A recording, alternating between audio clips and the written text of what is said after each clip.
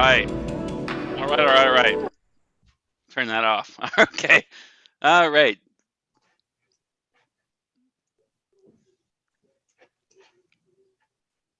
Stephanie, are you Hi. there?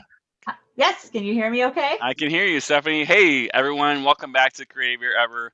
I'm Scott Winterhoff, your organizer, and I am so honored and happy to welcome Stephanie Gandsey to speak today on getting back on track with micro goals. Stephanie and I go way back, way back. We went to college together a million years ago, and well, not a million, but a while ago, and we were collaborators for a while. Stephanie kind of helped me launch Front and Social many years ago, and I'm super grateful for that. So basically, today I know Stephanie is a leadership coach, and I wanted to invite her to speak at Creative You Ever. But Stephanie, enough from me.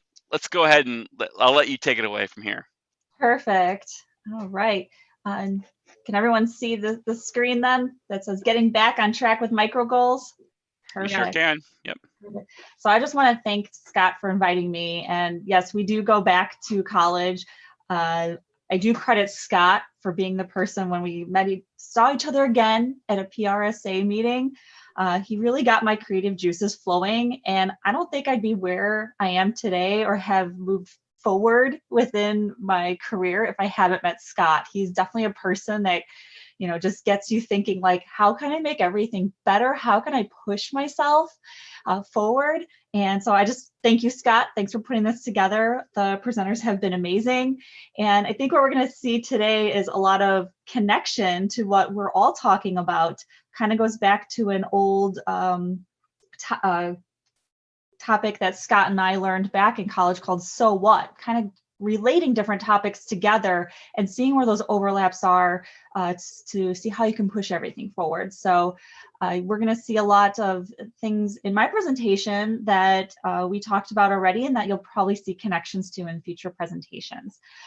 So let's get to it. We're going to talk about getting back on track with micro goals. And someone earlier said something about how when you have so much going on at one time, like what do you choose or what do you do? And it is kind of like that little chunk at a time. And I think this presentation will really speak to that person and a lot of us on how we take those little small chunks so we can move forward with these micro goals. So first thing I want to talk about is my company did a survey on habits during the pandemic. And I think a lot of goals can stem from different habits that we have. We did this survey because we started off last year. We were so happy with the way things were going. We had a lot of clients coming in. A lot of our business was done in person. All right. So then March hits, sends us all home. We had to quickly switch over to doing trainings online, which wasn't really our first love. We loved being in person with people, but we had to make that change and incorporate into our business. So the first thing we decided to do was to have a survey on how habits were changing during the pandemic. So we know this pandemic was impacting the world kind of all at once. So obviously changing the way we work, it was impacting leaders and teams. And then that VUCA world that we hear about, the volatility, uncertainty, complexity, and ambiguity. So we want to see how people were being impacted. Now, keep in mind, we did this survey about 6 weeks into the pandemic. And at that time, I could say my business partner and I honestly felt like we're like, okay, yeah, 6 weeks, maybe a few months. Did not think it was going to be like this, where we've basically been home for a year. So we did this survey really for us was to see how leaders could help their teams. We work a lot with frontline leaders, and we were trying to get the information, be like, how can you help your teams? But there's a lot in this survey that could really help you as an individual. So it was only 23 questions. We got 329 responses, and our data was collected on to see stress levels, the maintenance of the positive habits, introduction of bad habits, as well as your sense of purpose and your priorities.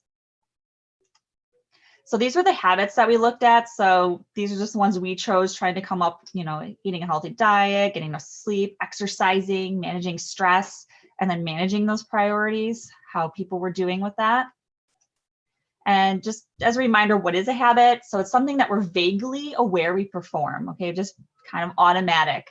If you got into a good habit of working out, you got up every day, you went and worked out, you got it done.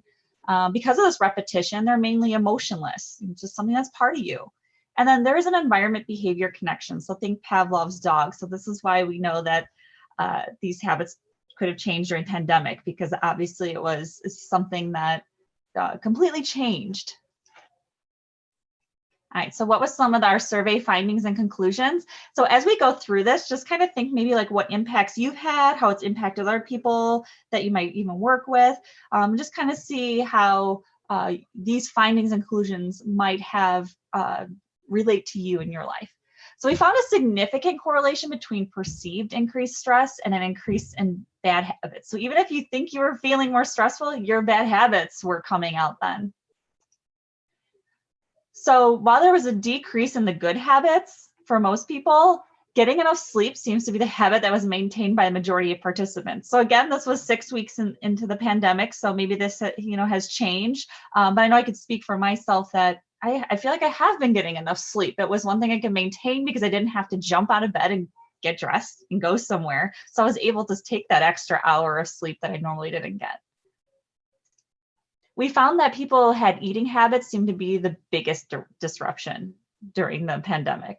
All right, because, so now we know there's that environment behavior connection, like the Pavlov dog. So we're at home, we hear the fridge open, we're in close proximity, we can easily go grab another snack. And so it was something that people were experiencing, that when they have any of those triggers, they were starting to create that new bad habit because of their proximity in their environment. So one thing that we found that was super interesting in this survey is that even if you were already an established remote worker, that was just what you did every day, they had similar changes in their habits as the individuals who were sent home from an office. So even if you had to shift to remote work or versus you were already staying at home, we saw very much a similarity in that. Which I thought was interesting, because I thought, for the people that were at home, it was like, oh, would they even notice that the world was changing? But you think about it, if you have coworkers, having them have a shift and have more stress is probably going to come onto you, right? Individuals that lost child and dependent care during the pandemic saw some of the largest increases in bad habits and stress. So I know there's probably some of you on that can relate to that. If you have children at home and you were quickly trying to figure out, especially back in this time, it wasn't as structured as it became in the fall for online school. So a lot of people who had the dependents at home needed to jump in and also help with that, because we didn't have a lot of the same setups that we do now. So in the 25 to 34 and the 55 to 64 age bracket, the biggest negative impact was on exercise habits, while in the 35 to 44 and the 45 to 54, managing stress showed the highest negative impacts. Those are a few things you can kind of gauge from there. Likely that the 35 to 44 probably had some some younger kids at home that they were having to work with. So the stress part, was harder than versus for your younger or older with kids not in the house that needed a ton of attention. So over half the respondents had an increase in bad habits during the pandemic. And you can see some of the different stats here with like not getting enough sleep or not exercising regularly. And again, especially in individuals that were working remote, if they had children or were in leadership roles. Which brings us to stress. So there was a positive, significant correlation between reported increased stress and increased bad habits. So as we saw, like a lot of those habits, the good habits that you had, if you had more stress, bad habits started coming out. And even though everyone, male and female, reported stress, the stress management was down, that they weren't handling it as well, men were tending to do better than women. And there was significantly greater stress for those with children and dependents, as we said. And interestingly enough, it was just under half the people in our survey knew someone personally with COVID-19. But regardless of that, their stress levels were the same. So it was that definitely perceived. So even if you didn't know someone versus you did know someone, there was still about the same level of stress, which we thought was interesting as well. And people were, though, able to manage their priorities better than managing their perceptions of purpose. So you think about, you were able to get some of the little things off your checklist, get those priorities done, but the overall purpose, the future, the goals were something that was struggling. So the people that had a clear sense of their priorities, you could see that 74% agreed that they had a clear sense of that versus only the 60% that had a clear sense of their purpose.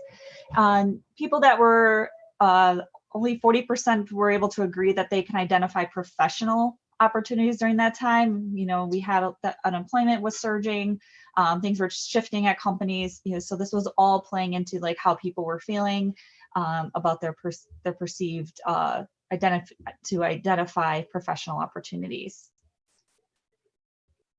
And then, like we said, even if you were already remote, you still had stress. And 70% of our respondents had a significant change in their work patterns or schedules. All right, so what does this mean for getting back to goal setting? You know, we did this because we wanted to see how people were feeling, and we knew our business was disrupted, and we wanted to see how can we help people? How can we get back to goal setting again, to keep looking towards the future so it didn't feel like it was just a lost year? But as Melissa had said earlier, with, you know, trauma is kind of things that like disrupt our habits, right? So this disrupted people's habits, disrupted their goal setting. How do we get back on track with that? So normally with my company, Leadership Extension, we have like this goal setting and alignment process. So you see we had these like 5 steps here. We go deep into each one of these.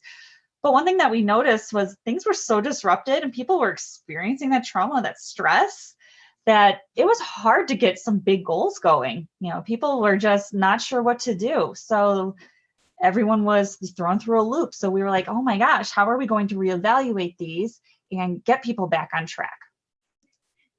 And this is where we'll get into micro goals.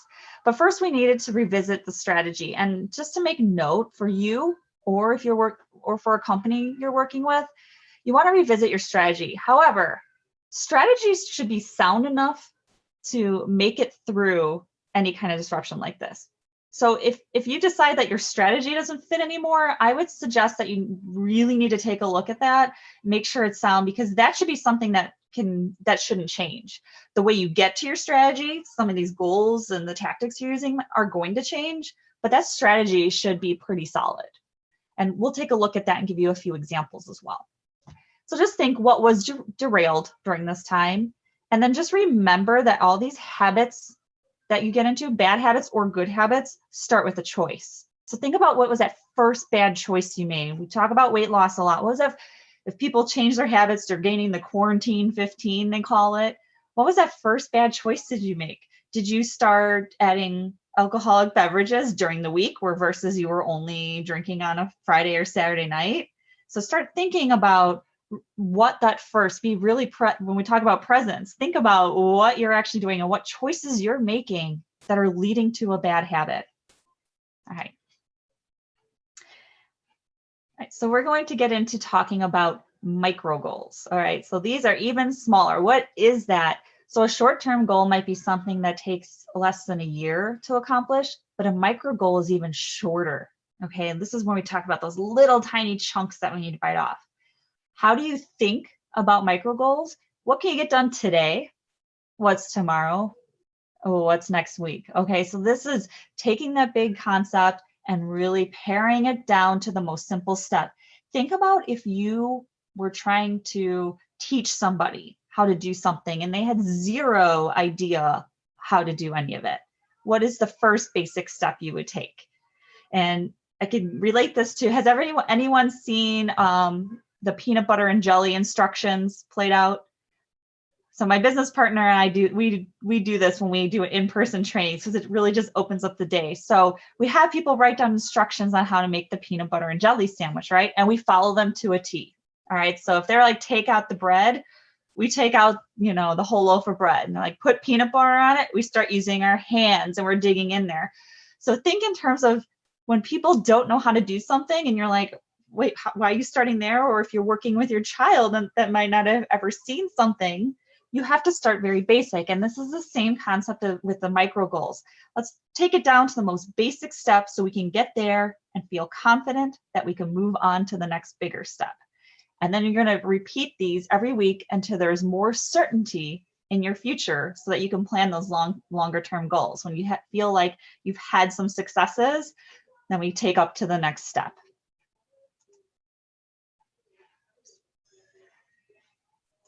All right, so let's think about a micro goal example here. So here's a personal one. So strategy, make a career change. And so maybe your goal then is to complete a degree. All right, so those are pretty big goals. Right now that would seem like, oh my gosh, how am I gonna get that done, right? So what's a micro goal? Review a list of schools within 7 days and create a short list. Start small. Where are you even gonna find this? How are you gonna get that education? Make that your goal for today, tomorrow, or for the week. Professional, increase business and manufacturing. So maybe, you're on the sales team and your goal, the strategy here is they need to increase their business and manufacturing. Your goal for that is to onboard 3 new clients in the manufacturing industry. Okay, well, we know that can't happen right now, but what is something that could happen right now if you're trying to lead your team through that? You could create a list of individuals to reach out to on LinkedIn for the month. All right, just start very basic. Where can we start looking for people that we're going to talk to get towards this goal? And as you can see here, look at those strategies. Those shouldn't change, right? You should, if your strategy is to make a career change, okay, maybe it's the education part's not going to be, maybe won't be finalized this year, but that strategy is sound. That's something you want, and you have to keep that strategy, and then just maybe change how the goal is going to get there. So here's the part where I'd like if anyone wants to come off of mute and help. So personal, let's say your strategy is sustain a healthy weight, right? That shouldn't change. That's what we want to keep no matter what's happening in our lives. So maybe your goal was to work out at the gym 5 days a week. Okay, so you can see there, that's an example where the strategy is sound, but the goals, how you get there, may have to change because a lot of gyms are closed or have different schedules that might not fit with what you need right now. So what is something we can think of as a micro goal for that? And this could be, there's so many answers to this. So how can someone think of a micro goal that they could possibly do?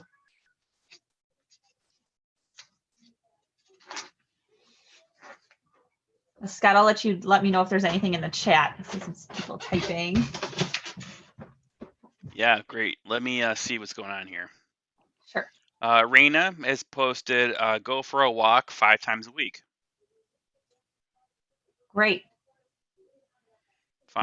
Kelly posted, find a home to keep all workout gear. Mm-hmm. Perfect. So just, small things that you could do. You don't need to figure out which other gym you're going to. You could just walk outside your house and go for a walk and keep that going.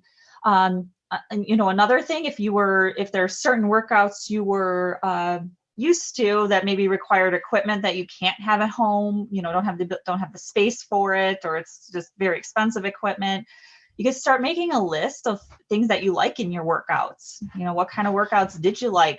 Did you like being able to see other people? Did you like the live aspect of it? The certain music? Did you like having a leaderboard or weights?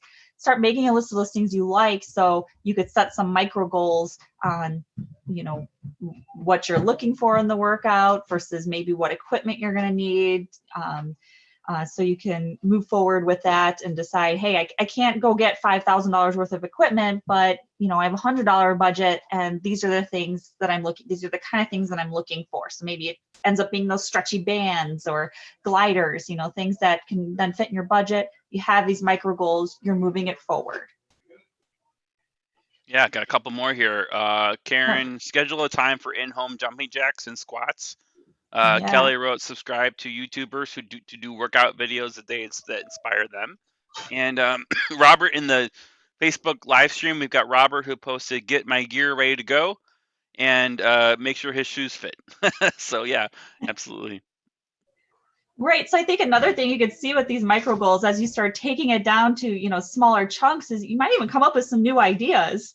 I know, if anyone even wants to mention in the chat anything that you've done this year where you've had to make changes and kind of pare it down, but then found something new, that you like to do, or just something new that you're going to keep moving forward with in the future. That, hey, when you say new normal, hey, this might be part of my new normal now because of these small micro goals that I set. Yeah, and Uh, Gail's talking about virtual workouts with Peloton. So yeah, great.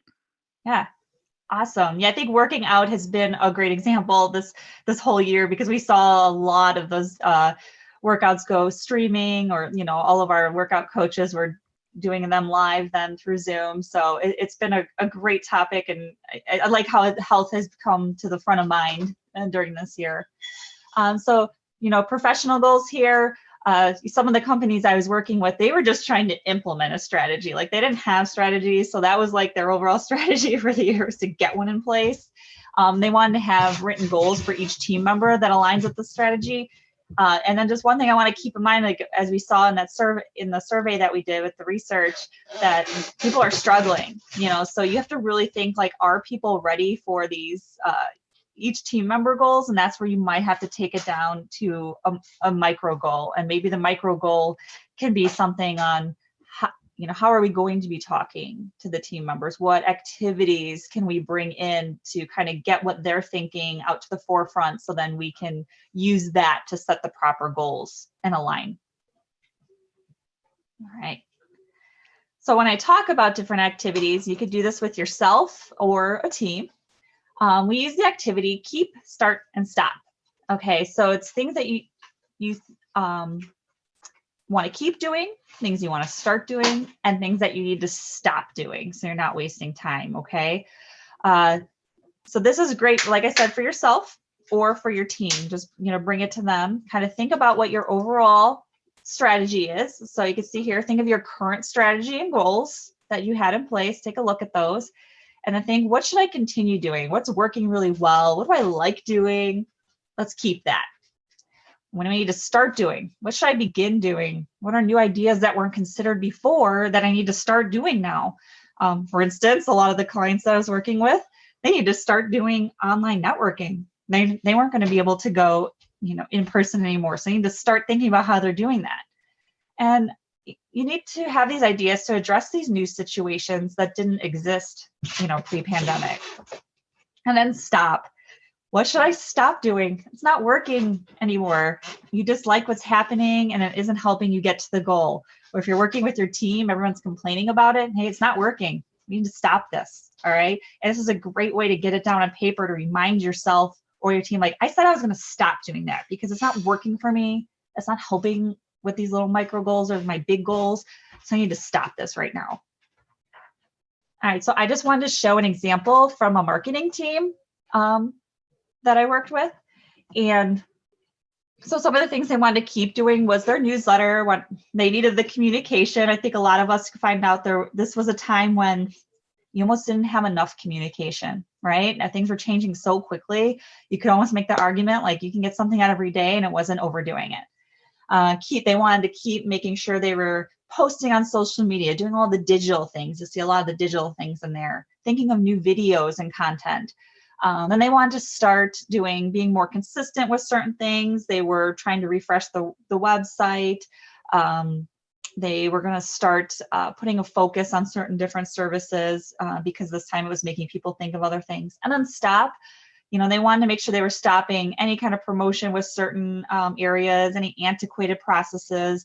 So we were able to take these and then set some micro goals with it.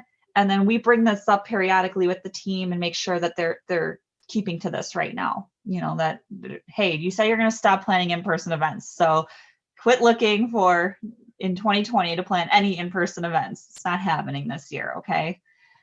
So it's just a really good tool, I think, an activity to do with yourself or your team to figure out what you need and not need to be doing. And I think like for Scott, like when you're thinking about the journaling, I feel like I could almost go back and look at my journal entries and see like, hey, what was driving me nuts that day? And you probably need to stop doing that. If I can find 3 cases in the last month of things that were the same thing that was driving me nuts, I'm going to get it in this column. Mm-hmm. Right. All right. So now we're going to get to setting your micro goals. Okay. So ask yourself, what are your strategic goals, targets that take more than 12 months to complete? So, think about the things that are taking you your longer goals. Get those down first. What are those? And I'm using my business example here. We want to offer that frontline custom leadership training development and downloadable content, that's our long-term plan, right? But what can I do today to make one small step towards this goal? And I actually have a one-pager that I can send you a link to that has this in there just to help you. So what's one thing you do today? So one thing that we identified was we could just write the titles in the first sentence of blog post topics. We don't have to write one. Just get some ideas, some headlines down here and see if that makes sense. Just do some nice brainstorming. That could be our micro goal for the week, right? And then what can I do tomorrow? What's another little micro goal you could set for tomorrow? Maybe write out one of the blog ideas, right? Just inch it closer. And then you could put these small steps into your calendar and then, to complete them. I also advocate using any kind of apps. I know, Scott, you gave a good for the journal app. I recently just got an Alexa and I've been setting reminders on there. Right now, one of the reminders is at 7:00 not to eat junk food, which was funny because yesterday it went off at 7 and I wasn't in the room or anywhere near the kitchen, but my husband had junk food in his hand and he didn't know I set this. And it went off and he was just like, what is going on? Why does it know that I'm trying to eat poorly on January 1? I love it. I love it. So I definitely advocate for using any of the tech or tools to just kind of help remind you. And all of us have a phone or, something like that can help us and just give us the little reminder like, hey, is this a good choice or is this a bad choice that's going to lead to a poor habit? All right, so after you get those into your calendar, you need to repeat. But what might you change up next week? Okay, what's another little micro goal you could set? So one thing we put was record a video on the post. Let's do a 2-minute video. Let's just inch ourselves a little closer until we have those successes. And then another really important thing that you guys need to think about is how you're going to celebrate when you complete a micro goal. So just because it's a micro goal doesn't mean we can't celebrate somehow, okay? We need to think of something that if I do this, then I get this. What's your reward, right? And again, you don't want your reward to be something that's bad habit. They always say with dieting, well, don't reward yourself with a giant slice of cake, right? That's not really helping. So rewards yourself with something that can go with your micro goals and to your larger goals. And you can see what I put here is give myself an extra 15 minutes for working out. The reason for that is because when I'm working out, I right after I start getting other ideas, or I just feel like I'm ready to innovate, So I was like, well, this helps me. So I'm gonna give myself that extra 50. If I can get this done, I'm gonna make sure I have time that I can give myself to work out so I can get those creative juices flowing even more. Are there any questions on that part with setting those micro goals? All right. And like I said, I do have a nice one-pager sheet just to sum up this part here. And it has the example of what micro goals are on there. All right. So great. Thank you. Yeah, sure. And just because they're micro goals doesn't mean we don't want to measure, right? Because we know that measuring is something that helps us complete those goals and get on to the next one and know where we stand, right? Just measuring might look a little different than what we're used to. So, your measurement here can just be a simple yes or no. Did you do it or not? Did you do what you said you were going to do? Yes or no? And if you didn't, then why not? Okay, and that's where you could probably go back to journaling and figure out what didn't I do? Why didn't this happen? Was it a time situation? Did things completely change during the week? You had to watch your children, so you couldn't get to this. So can you try doing this again, or does something need to change? Do you need to figure out some other little thing that needs to change so you can get to this micro goal? Another measurement is kind of the tools used that I was talking about. Do you need some kind of tech to help you with this? Your phone, a calendar, reminder set, which help you the most. So did some of that work? Self-awareness. I think this is kind of a huge thing that we all need to think about. It's something I've really gotten into in the last about year and a half, to self-reflect, on how things went based on your own personality or what you're likely or not likely to do. So what might have tripped you up during this time? What did you like about what you did? And really make sure that you key into that, so you know, like, yeah, I really got into, writing this week. Okay, so I do like doing that. I'm going to keep making time for it. But just be aware of like how your personality might play into some of this. Maybe you get super stressed when you don't have your day laid out. You start seeing like, I like having my to-do list laid out of things that I'm going to get done. I need to have that in order to have a successful day. So the evening before, I need to make sure I spend 5 minutes getting that list together. And then time's a good measurement for micro goals. You could set, see if you can do these micro goals for a month. Can I get through 20 micro goals this month? And then I'll know I'm probably ready to move on to some larger goals. If it starts getting easy to get these micro goals done, just kind of like, if that 5-pound weight is easy, you need to up it to 8 pounds, right? So these are just some ways to measure it. So it's not the same kind of, measuring that you're used to if you do, like if you're in sales or business goals, like you're trying to get, I want this ROI, I want this many new clients. These just a simple way to measure it, but to know that you are ready to move on to those bigger goals.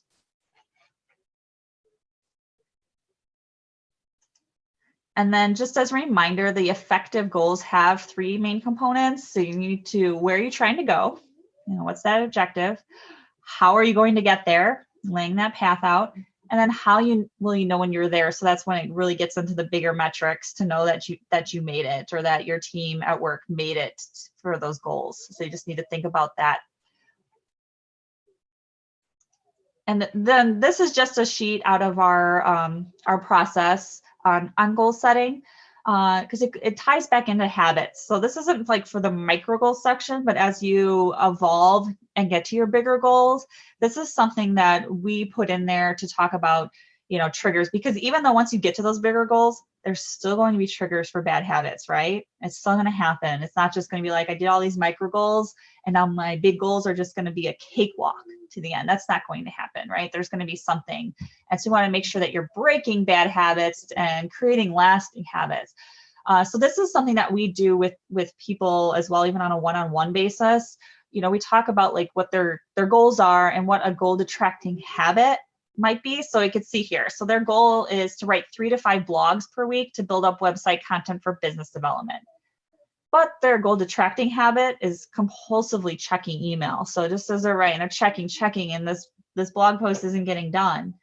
So what's the trigger though? Okay, so the trigger isn't just going to check it. The trigger is feeling anxious about not knowing what's in their inbox or what messages that they're receiving. And the reward for that is feeling productive, because they cleaned out their inbox. So they're trying to get to that feeling like they cleaned something up, right? So a goal promoting habit is writing a blog every 1 to 2 days. All right. So we want to try to make sure that we're writing it every 1 to 2 days. And what's a small goal promoting habit to get there? How can you get there in 1 to 2 days? Spend 10 minutes a day brainstorming on a flip chart so I can organize my ideas and feel less anxious about the blog.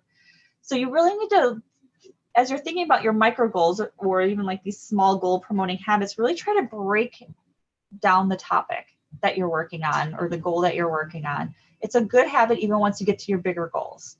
Break it down. What was some little thing I could do? How do I get rid of these, triggers that are happening? Maybe it just means not having your phone by you. Like even for this presentation right now, I left my phone away from me. I didn't want to hear any little dings. I didn't want to think something was happening. I didn't want to see the message coming up, because I know it was a trigger for me to look away.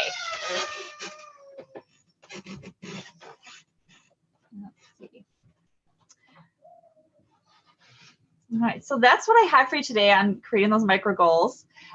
I would love to hear if anyone is struggling or just wants to say anything right now about any kind of goal they're setting or what the micro goal might be, and we could work all together and try to help break that down for you and give you some ideas. Other than that, I'd really like if you want to connect with me, we could talk later.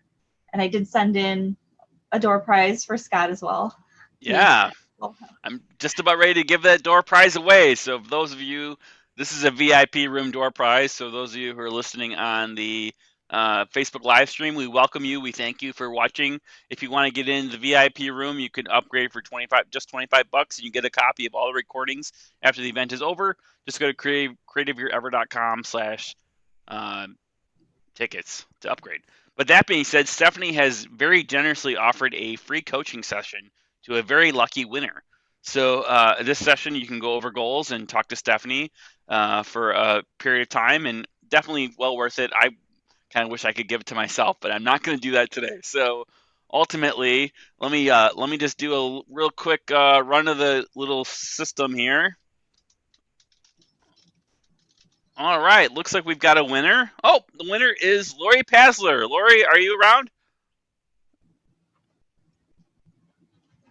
I will connect with Lori. I don't know if she's on or not. I see her on the live stream, but Lori is a great person, and I'd love to connect the two of you. So thank you, Stephanie, Awesome. for offering that. And Stephanie, how can I see that you have your email there and your website? How can people learn more about you?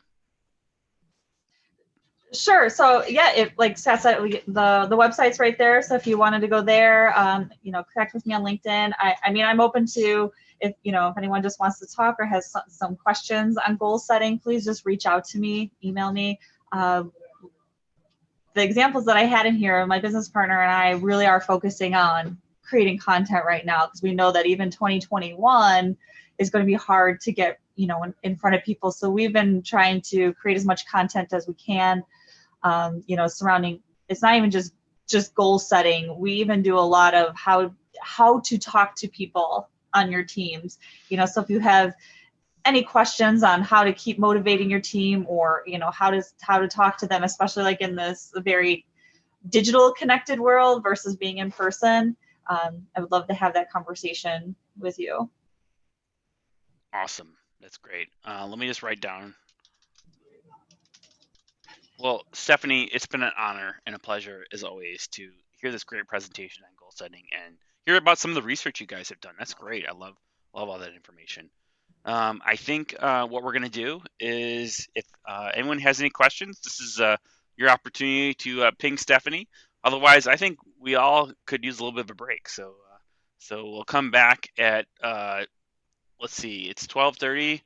We have a 1 o'clock 1 o'clock session with Alicia, who is going to talk about manifesting a miracle. Alicia Bradley, she's a mindset coach, so definitely make sure you're back at 1 o'clock for that. But in the meantime, I thank you all for watching, and I thank you all for being part of Creative Year Ever. Please, please, please check out our speakers' websites, Melissa, Gail Zergerman, Stephanie Gandsey, and we'll definitely check out their sites and see how they can. These people are here to help you elevate your new year, so be sure to check out what they have to offer. And Scott, I did throw the link to the one pager right to the chat, so there's a link there if anyone wants to download that. So I have it. Excellent, thank you so much. We'll put that in the VIP room too after the event. So cool. Thank you, Stephanie. Thank you so much for sharing. Thank you. Thank you. All right. Let's see. All right, everyone. It's Scott Winterroth here. It's 12:38 in Chicago. So at 1 o'clock, we'll be back with Alicia Bradley, as I mentioned, and looking forward to seeing you all then. And you don't have to go home, but you can't stay here. No, you can't. Please stay here, but feel free to stay on the Zoom and chat with other attendees or in the Facebook group, and we'll be back shortly.